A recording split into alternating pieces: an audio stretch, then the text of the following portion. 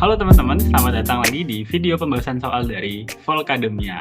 Di video kali ini teman-teman bakal bersama lagi oleh aku, Abian, selaku tutor matematika di Volcademia. Dan di sini aku bakal bahas soal matematika IPA, Putul GM, yang udah di-request oleh salah satu sobat Volca dari Sukoharjo seputar limit dan juga sistem persamaan. Nah, sebelum itu, seperti biasa teman-teman jangan lupa subscribe agar tidak ketinggalan update-update video pembahasan dari Volcademia ini ya. Oke, sudah. Tanpa berlama-lama lagi, kita langsung aja kerjain soal yang pertama. Oke, di soal pertama ini kita dikasih soal tentang limit X menuju tak hingga. Nah, teman-teman harus tahu cara sederhana, paling sederhana ngerjain limit itu adalah dengan substitusi. Jadi kalau kita punya X di sini menuju tak hingga, berarti hal pertama yang teman-teman bisa lakukan adalah coba substitusi dulu. Kalau X-nya tak hingga, jadinya apa gitu. Jadi kita coba di sini. Kalau kita ganti berarti kita akan punya tak hingga pangkat 3, tak hingga pangkat 3 kan berarti ya tak hingga itu sendiri. Min 2 dikali tak hingga kuadrat berarti jadi tak hingga lagi. Terus minus tak hingga. Yang bawah 5 min 3 kali tak hingga. Hasilnya akan jadi minus tak hingga. Kenapa gitu? Karena tak hingga kan suatu bilangan yang besar banget teman-teman. Jadi kalau kita punya tak hingga plus 1 bakal jadi tak hingga. Tak hingga minus 5 bakal jadi tak hingga, tetap gitu. Cuma kalau tak hingga dikali minus berarti jadi minus tak hingga. Nah, kita punya bentuk kayak gini sekarang. Nah, kalau kita punya tak hingga sama minus tak hingga, itu belum tentu sama dengan 0, teman-teman. Karena tak hingga sendiri itu ada yang lebih besar, ada yang lebih kecil. Jadi di sini kita masuk ke bentuk tak tentu dari limit. Jadi secara umum di limit itu ada dua bentuk, teman-teman. Jadi aku tulis di sini dua bentuk limit. Yang pertama itu kita punya bentuk tentu. Bentuk tentu. Nah, apa itu bentuk tentu? Bentuk tentu itu gampangnya adalah hasil akhir dari limitnya. Seperti misal nilai limitnya 3 berarti bentuk tentu langsung itu. Bentuk yang kedua itu adalah tak tentu. Nah, bentuk tak tentu itu contohnya bisa 0 per 0, bisa plus minus tak hingga per tak hingga, bisa juga tak hingga minus tak hingga, dan masih banyak lagi. Simpelnya, bentuk tak tentu itu adalah bentuk yang kita belum bisa nih nyimpulin hasil akhir dari limitnya itu apa. Cuma kalau bentuk tentu berarti udah itu langsung hasil dari limitnya. Nah, semisal kita punya bentuk yang tak tentu, hal yang perlu kita lakukan adalah ubah bentuknya. Jadi sekarang mau mengubah bentuk dari limit kita yang ini supaya kita dapat bentuk yang tentu. Nah, kalau buat limit tak hingga sendiri, cara paling sederhana itu kita bisa membagi yang atas bawah dengan X pangkat tertinggi gitu. Jadi kalau kita cek di sini derajatnya ya. Kalau kita cek bagian bawah atau penyebut, itu pangkat tertingginya adalah pangkat 1. Karena cuma ada 3X pangkat 1. Depannya cuma konstanta. Nah, sedangkan yang atas, pangkat tertingginya berapa teman-teman? Ya, betul. Pangkat tertingginya juga X pangkat 1. Kenapa X pangkat 1? Karena kalau kita lihat di sini yang dalam akar 3-nya ya, itu adalah pangkat tertingginya adalah 3. Nah, karena di luarnya itu akar 3, berarti pangkat 3 bakal kecoret sama akar 3, jadi tetap paling tinggi pangkatnya adalah pangkat 1. Gitu.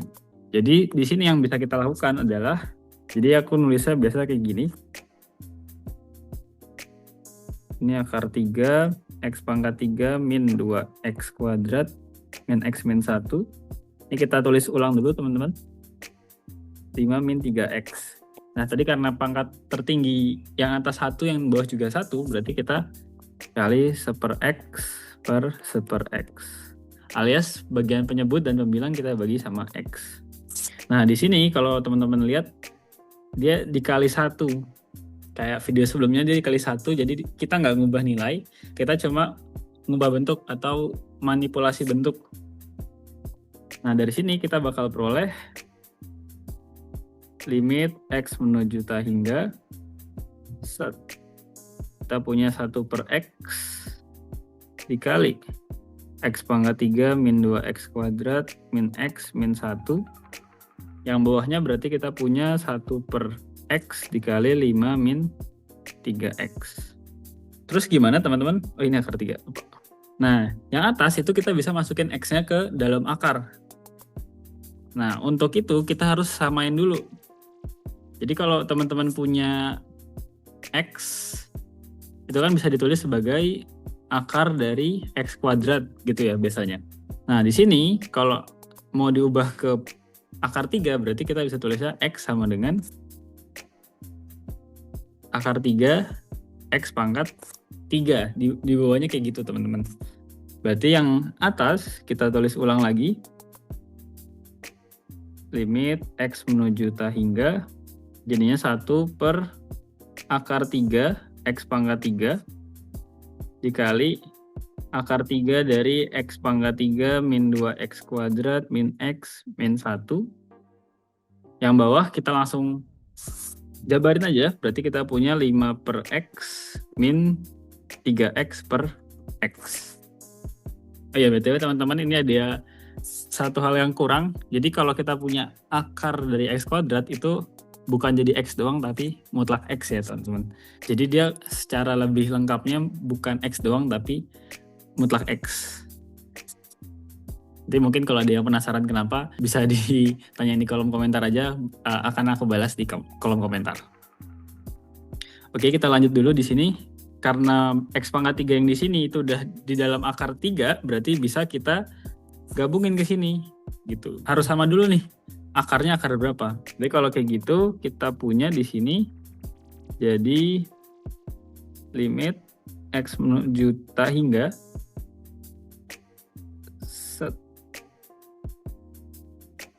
jadinya kita punya X pangkat 3 per X pangkat 3 min 2X kuadrat per X pangkat 3 min X per X pangkat 3 min 1 per X pangkat 3.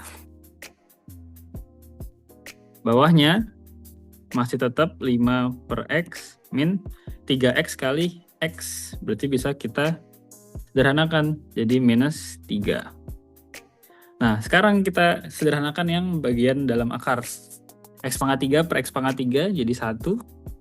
2X kuadrat per X pangkat 3 berarti bisa kita sederhanakan sisa 2 per X. Lalu ini kita punya X per X pangkat 3 berarti sisa pangkat 2 sama satu lagi min 1 per X pangkat 3. Artinya kalau kita tulis ulang kita punya lim X menuju tak hingga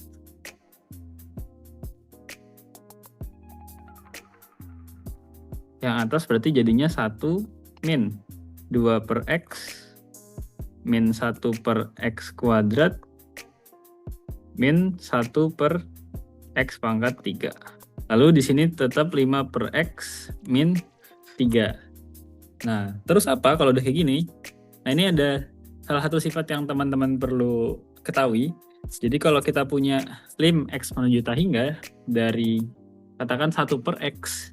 Jadi kalau aku tulis di sebelah sini, lim X menuju tak hingga dari 1 per X itu akan sama dengan 0. Kenapa 0? Bayanginnya gini aja, kalau kita punya 1 per 1, itu kan nilainya bakal jadi 1. Kalau kita punya 1 per 10, jadi 0,1. Terus kalau kita punya 1 per 1000, bakal jadi 0,001. Artinya, kalau bawahnya semakin besar, itu akan semakin menuju ke 0.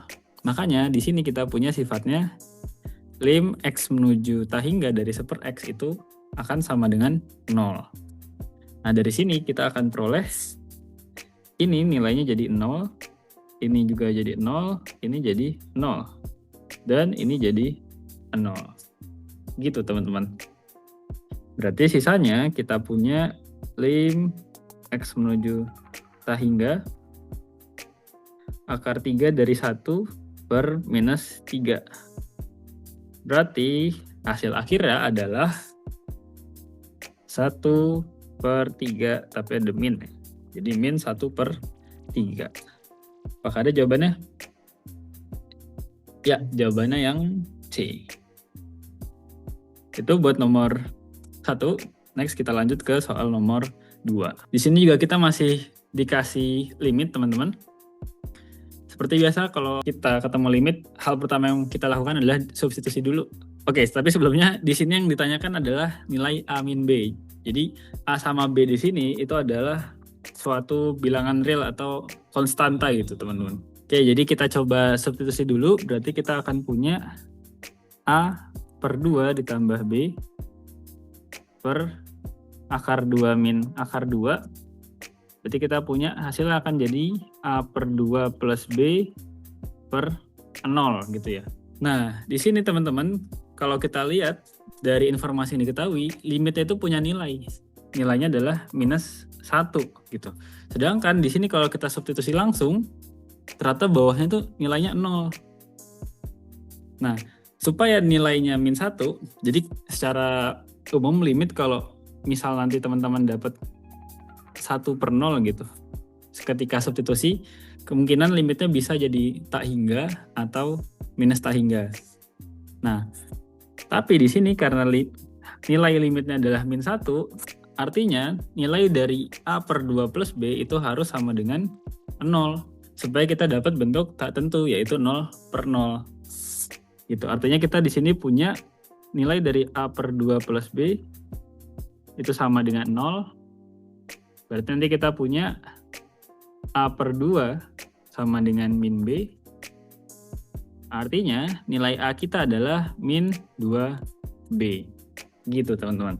Lagi-lagi nanti kalau misalnya belum clear, saya tanyakan aja di kolom komentar. Kita lanjut di sini, kita dapat A sama dengan min 2B.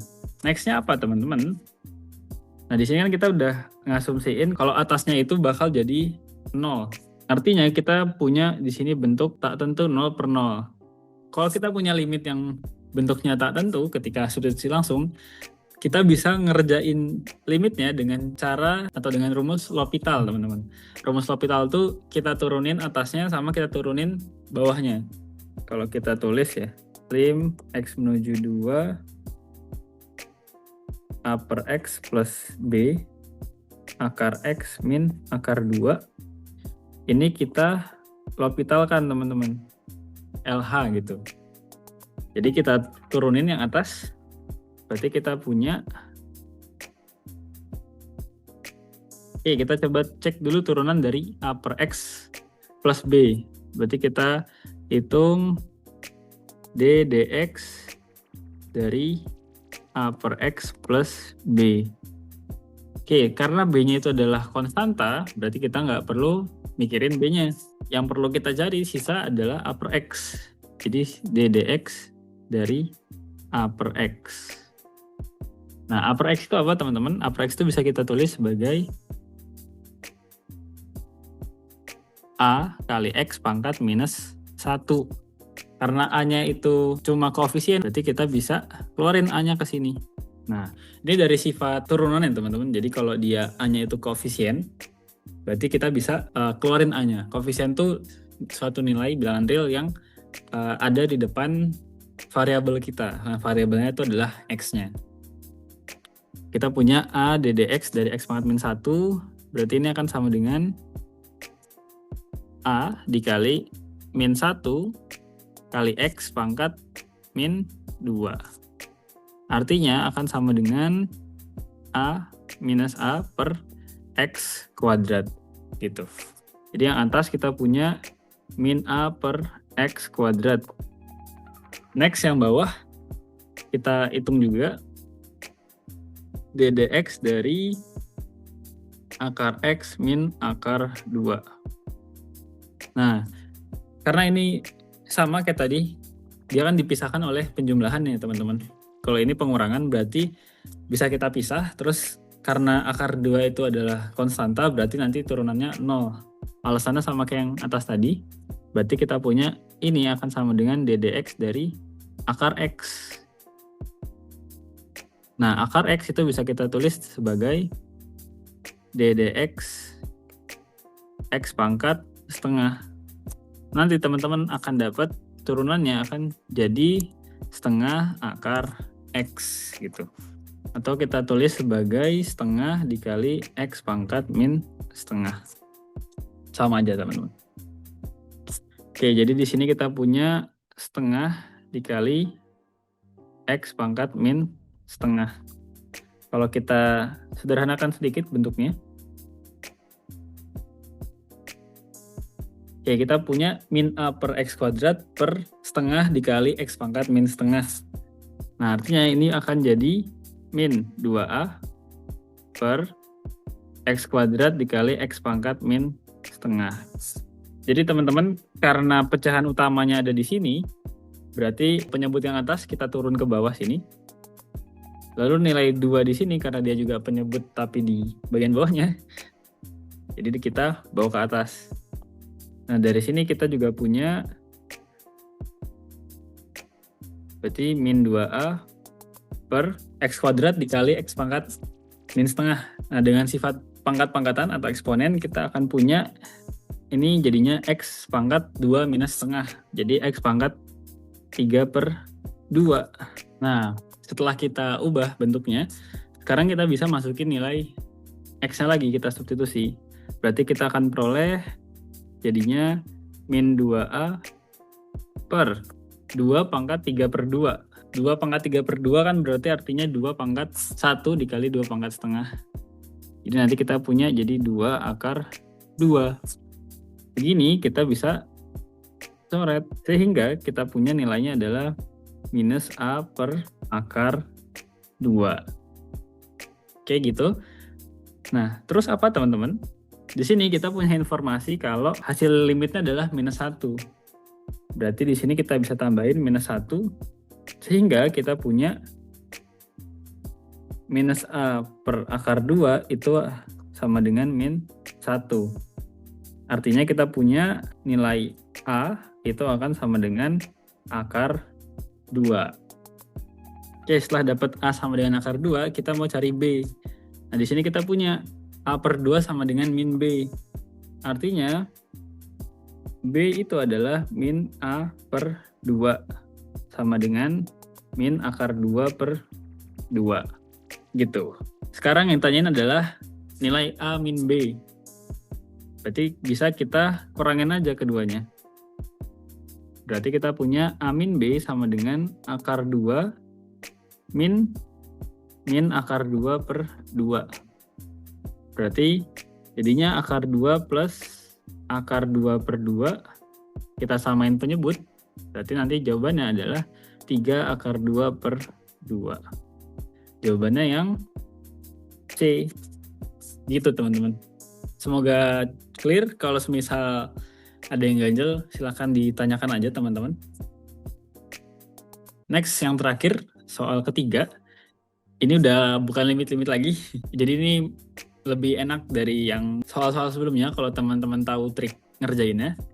Jadi di sini kita punya sistem persamaan 3 variabel. Cuma dia memang nggak linear. Ada sedikit trik ya kalau kayak gini. Di sini kalau kita lihat ya, di persamaan 1 itu semuanya punya X. Jadi di sini X sama X. Berarti bisa kita ke faktorisasi. Kita bakal punya, kalau X-nya keluar, berarti jadinya X tambah Y tambah Z. Sama dengan 4. Terus yang kedua, itu semuanya punya Y. Berarti bisa kita keluarin. Y plus Z plus X sama dengan 6. Yang terakhir itu juga sama. Semuanya punya Z. Berarti Z plus X plus Y sama dengan 15. Nah, yang tanya ini kan adalah nilai Z-nya. Jadi gimana ngerjainnya? Di sini kita bisa misalin aja. Misal A itu adalah X plus Y plus Z. Nah, berarti dari yang pertama ini, kita punya X itu adalah 4 per A. Terus Y itu adalah 6 per A. Terakhir Z itu adalah 15 per A. Gitu ya teman-teman. Nah, terus di sini kan kita punya A itu adalah X plus Y plus Z. Berarti kalau kita masukin lagi ke sini, kita akan punya A sama dengan 4 per A plus 6 per A plus 15 per A. Artinya kita akan punya ini sama dengan 25 per A.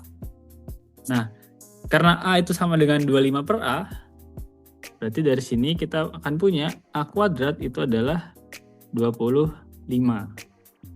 Berarti kita punya A-nya itu bisa 5 atau A sama dengan minus 5. Oke, habis itu apa? Yang ditanyakan adalah Z kan teman-teman? Berarti kita bisa cek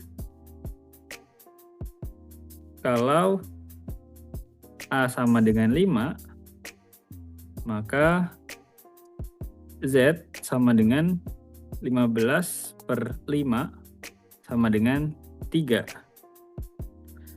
Lalu kita cek satu lagi, kalau A sama dengan min 5, maka Z sama dengan 15 per min 5, hasil akan sama dengan minus 3.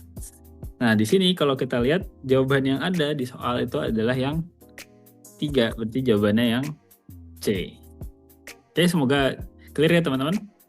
Oke, sekian video pembahasan kali ini teman-teman. Terima kasih banyak udah menonton hingga akhir. Apabila teman-teman ngerasa video ini bermanfaat, jangan lupa untuk like dan share ke teman-teman lainnya supaya semakin banyak orang yang terbantu. Oke, sekian dari aku. Sampai jumpa di next video. Bye-bye.